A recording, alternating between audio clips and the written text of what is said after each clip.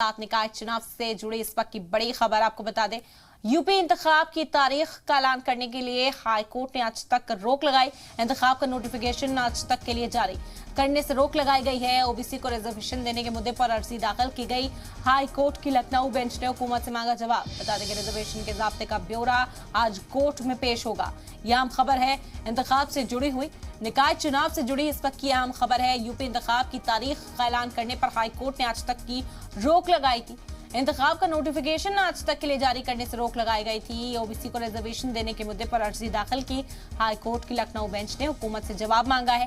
Reservation के ज़ाब्ते का ब्यौरा आज कोर्ट में पेश किया जाएगा।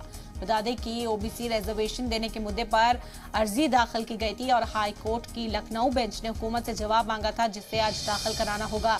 रिजर्वेशन के ज़ाब्ते का ब्यौरा आज कोर्ट में पेश किया जाएगा और उसके बाद आगे की समाअत होगी। यह अहम खबर है। निकाय चुनाव से जुड़ी हुई तारीखों का ऐलान रोका गया था। यूपी इंतखाब की तारीख का ऐलान करने पर हाई कोर्ट ने आज तक के लिए रोक लगाई थी।